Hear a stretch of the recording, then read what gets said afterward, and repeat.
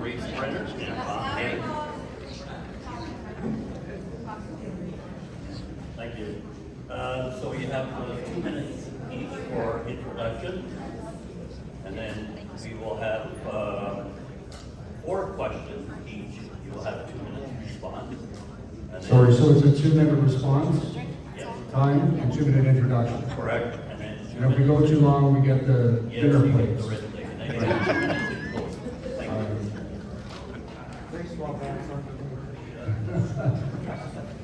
So, Reese Brenner, please go ahead. Thank you very much. You know, I look around the room today, and I'm not surprised by the turnout. But I'm also not surprised by the fact that this is being hosted by 2 community associations from Ward 1. And why is that important? Because that's what I believe in, ladies and gentlemen. I believe in community building. Our city is beautiful. We've got so much potential. But we've got, unfortunately, a lot of challenges ahead of us. We have the Kingston Road corridor. We have a lack of obtainability and affordability of housing.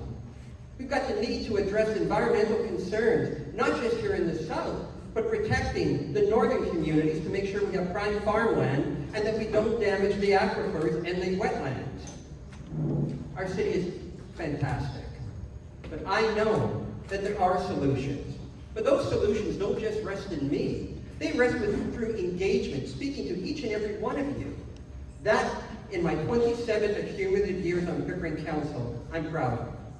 40 years working in the public sector, I know how to dialogue.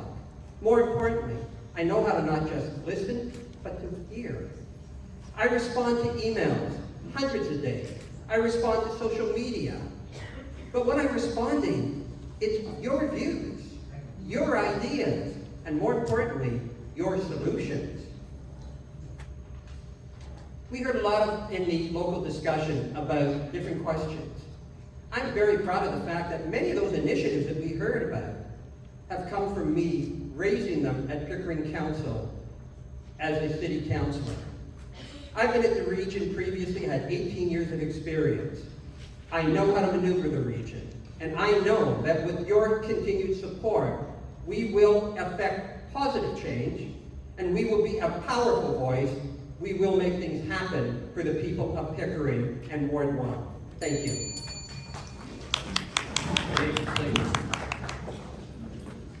Well, thank you very much. Hello, everybody. I'm Tom Hayes, and appreciate you all coming out here tonight. Lynn and I have been here for 30 years. We've raised our family here. We love it here. You may know I'm an award-winning journalist with CTV News, City TV, Global News, and I've been an advocate for that same amount of time. I've been a voice for people who had nowhere else to turn. I fought for families for life-saving drugs. My investigative work has changed legislation. If there's a proper training ground for this public office, it would be the place where I've been for the past 40 years. A place where both sides are heard, a place where both sides are considered, a place where you learn to keep your individual ambitions in check because you realize you're here to serve, not dominate. I come from a place where the loudest voice doesn't necessarily win the day because someone without a voice still needs to be heard. I come from a place where getting things done is not about secret meetings, it's about open communication and conversation. I've been embedded in every single municipal, provincial, and federal election since 1981.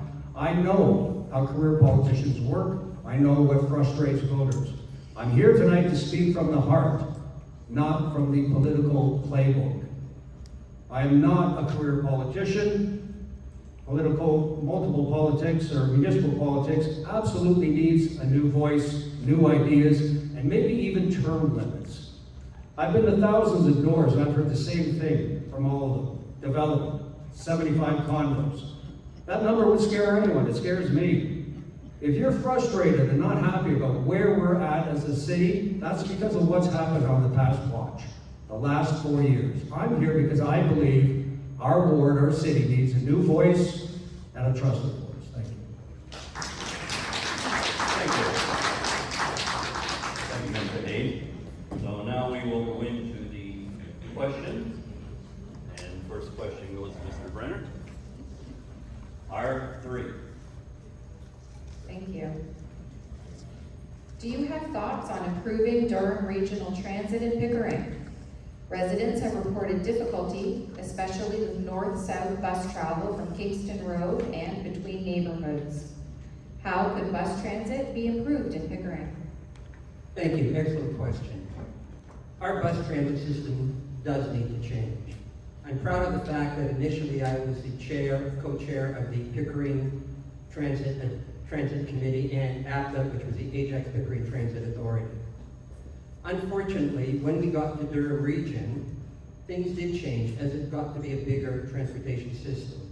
We need to get back to community busing. We need to get back to a system that can get residents within Pickering, around Pickering, without having to take the hour scenic tour.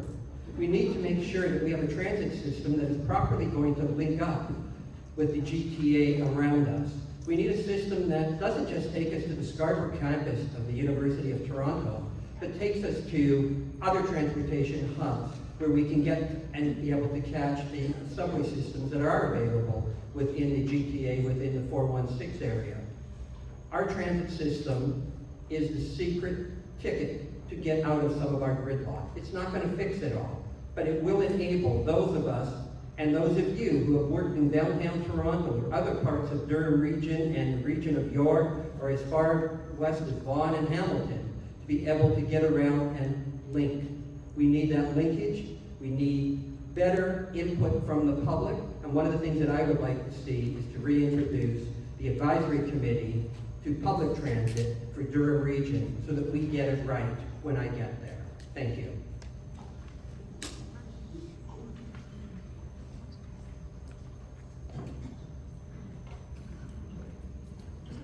Sir?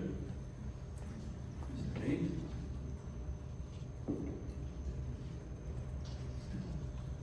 Your question is R7. Okay. Durham Region, along with the rest of Canada, is an aging population. How would you propose we address the shortage of home care resources in Durham? Do you have any proposals on how to attract or encourage more family doctors to establish their practice in Pickering? This is a great question and a really good timing as to where we are in Pickering. How do you attract more doctors to Pickering when there isn't any more doctors? If you kept up with the news, you know that it was released just the other day that Toronto, a GTA area, has lost 3% of its total doctors in the first 6 months of the pandemic. 170,000 people in Toronto no longer have a doctor. It's a huge issue, and it's not so much about getting doctors here, but it's getting more doctors into the system. So far as home care, it's very close to me. My mother battled cancer. She passed away at home, in her bed, exactly where she wanted to be, and where my dad wanted her to be.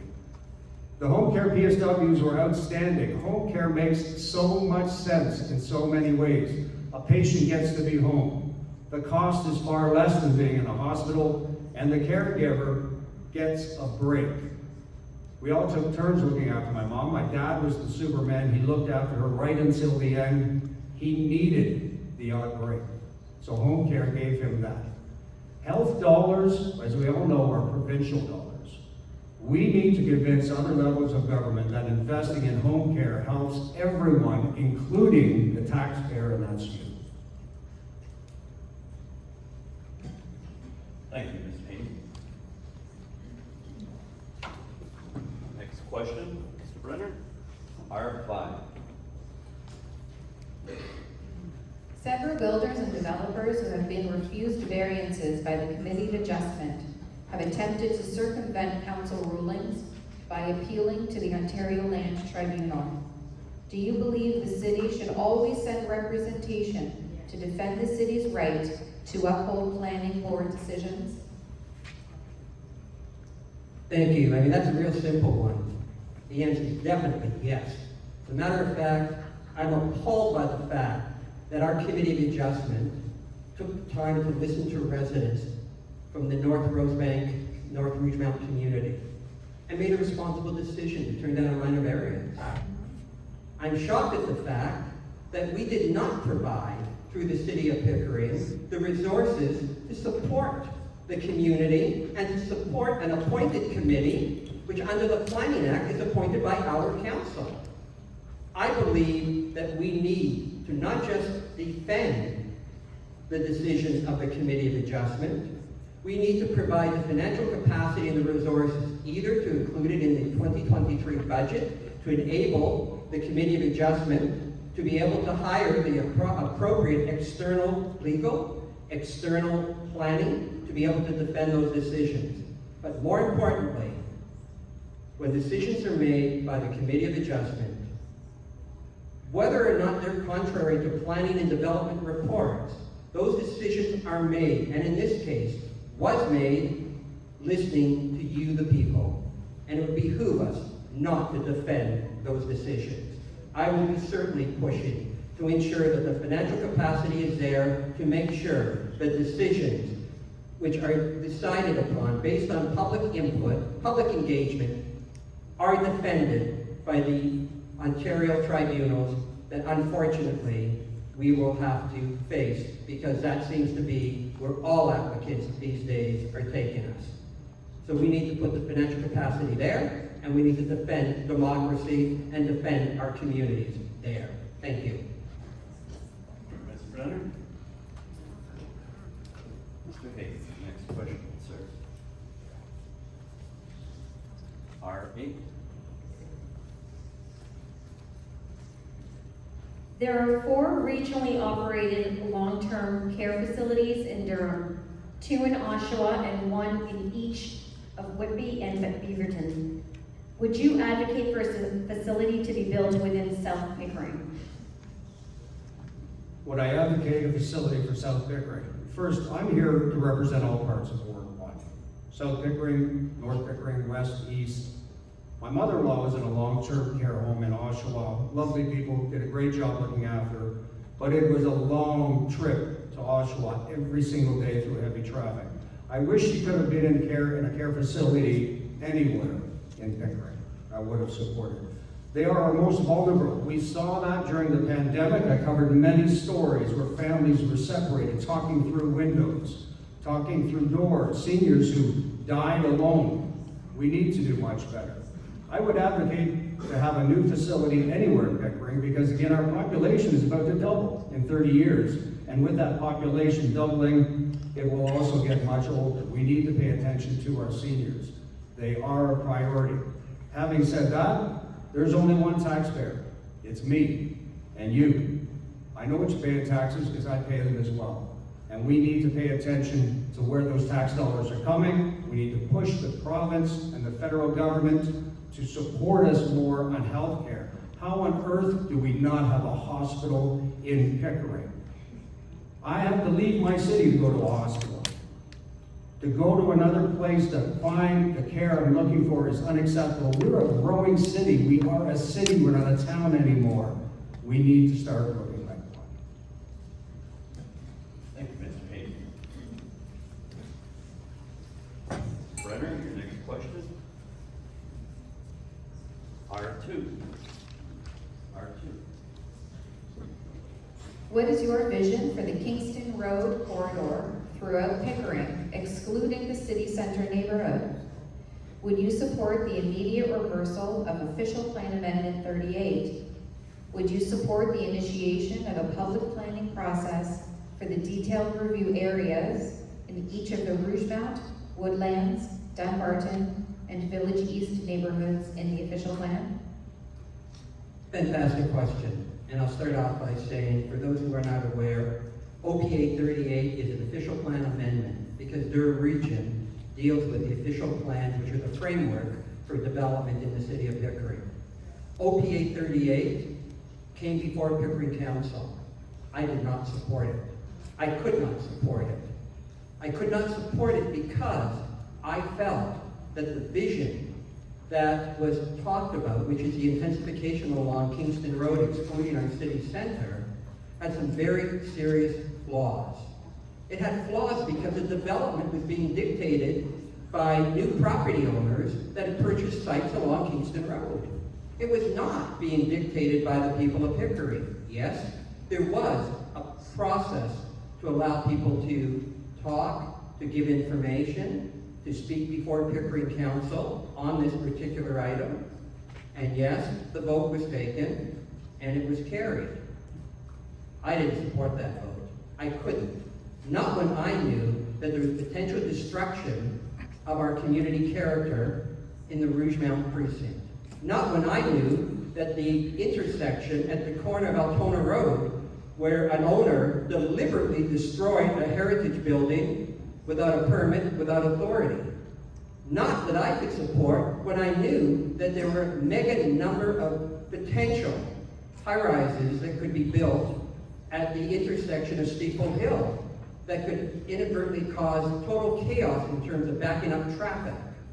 Not that I could support when I saw and heard about the potential sale that took place of a property at Rougemount on the northwest side where there were stacked townhouses that could become mega potential high-rises. We can do better, and I will do better, and I'll sure as hell be your voice at Durham Region to reverse OPA 38. Thank you, Mr. Brenner. Can I have question or two also? Your closing remarks, you can speak to any subject you wish. Question, sir, is R11.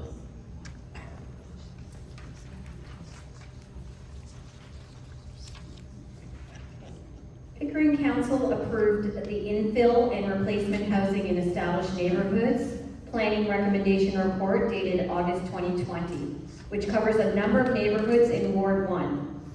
What improvements and/or amendments would you recommend that were not addressed in the final report? All right, thank you very much. So it's called Infill and Replacement Housing in Established Neighborhoods Planning Recommendations Report. I would much prefer just to speak in more common language. This is what was known as the monster home issue in South Pickering. And first of all, by the way, monster home is a derogatory term. People do live there, families do live there.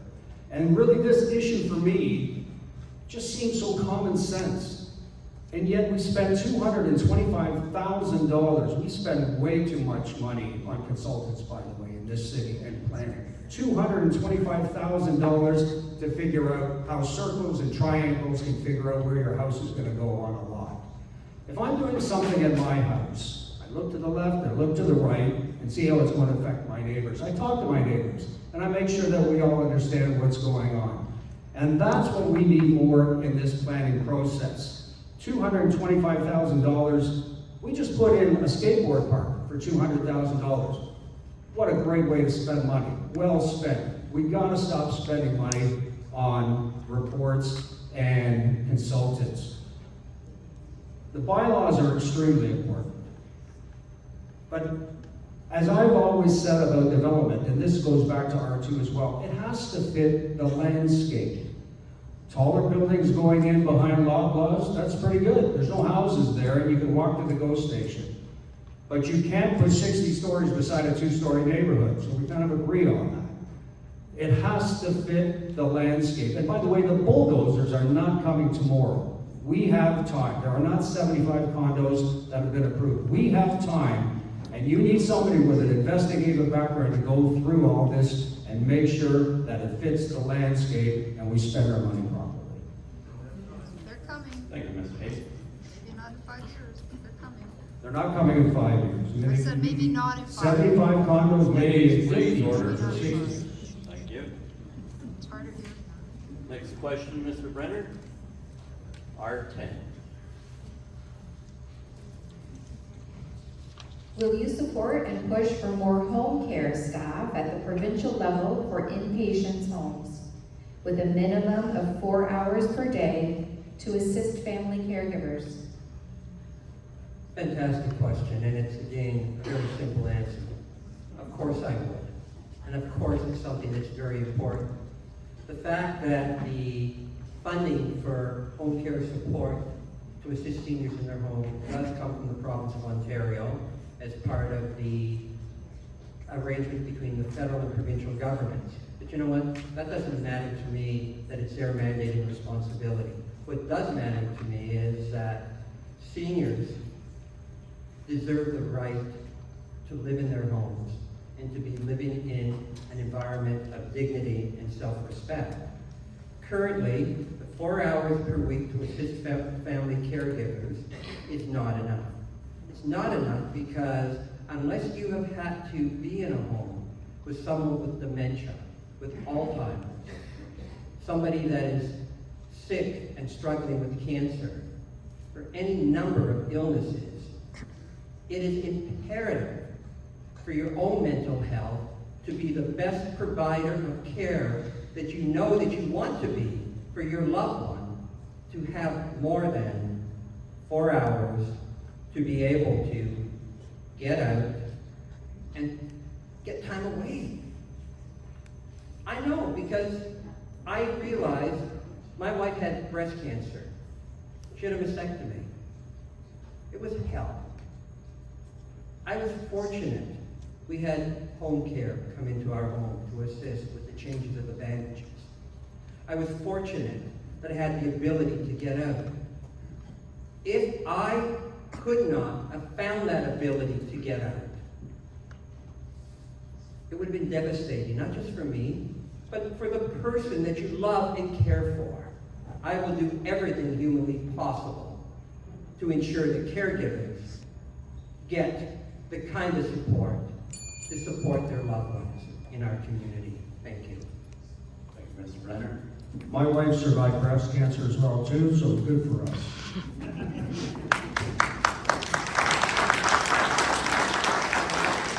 Today, Art 6.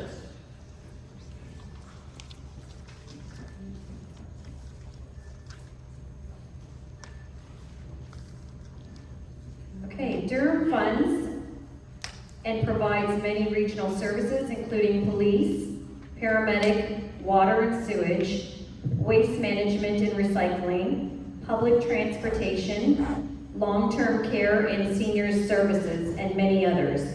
As a regional councillor, are there any that you believe need to be enhanced or promoted? Great question. We all know that if we don't know, we should know that the largest budget line in Durham Region is our police service. And I believe it's money very well spent on all of our first responders, money well spent. I've done a lot of work with Toronto Police in relation to mental health, PTSD, and what we need to do is to support our first responders. It is a mental illness, but it is not a life sentence. It's something I've learned. I've done numerous stories about officers who have returned to the front lines after being treated for PTSD. I want to make sure that our officers, our fire and our paramedics also have that same support.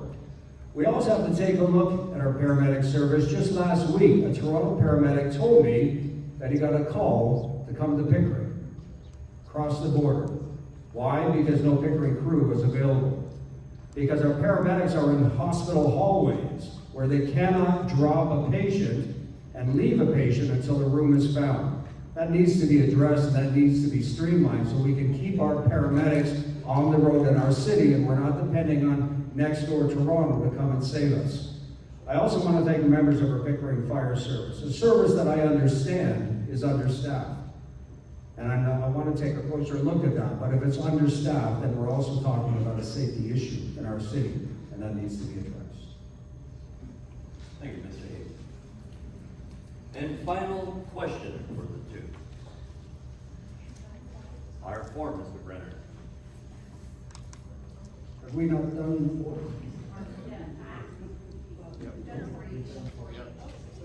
Oh, that's it? Oh. Yeah, if you're okay. I can go on all night if you want. Brenner, your closing remarks. We're not gonna ask R4, but for closing remarks within 2 minutes, please address one of the questions that you did not have the opportunity to respond to. Thank you. I'm actually going to try and address all the ones I didn't have an opportunity to respond to in 2 minutes and see if I can pull it off. Let's start with homelessness. You know, you cannot be blind to the fact that we do have a serious situation of homelessness in the city of Pickering. Maybe not the magnitude of what we see in places like Toronto, but I can tell you, it's there. And it needs to be addressed. It needs to be addressed because some of the homeless are our neighbors. Some of the homelessness are people like you here tonight that just had something happen at that wrong time in your lives, and it put them on the streets. We cannot afford to turn a blind eye. Each and every day, I get calls from a number of really good people identifying homeless individuals in our city and across the region. I work very closely with the task force at Durham Region. I work very closely with the frontline support workers that are out on the streets, going out on a regular basis. And I know for a fact that many of those individuals are not looking for a handout, but really a hand up. And I know that that's something that we can do. As soon as we accept the fact we're not immune to what happens in other parts of the GTA. Whether it's homelessness, whether it's a lack of affordability, whether it's the need to have obtainability for housing. These are things that are going to make a difference. We talked about, there were many questions about the Kingston Road. When we talk about homelessness, we're talking about opportunities to be able to bridge the gap to ensure that everyone has an opportunity for a decent home in our city and across Durham Region. And you know what, ladies and gentlemen? We can do that, and I know we will do it together, powerfully, together, as a community and a strong voice. Thank you so much.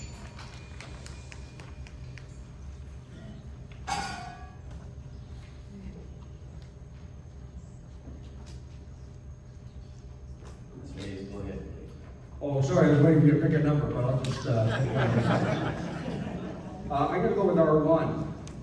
Who is it that would inspire, who inspires me to be here?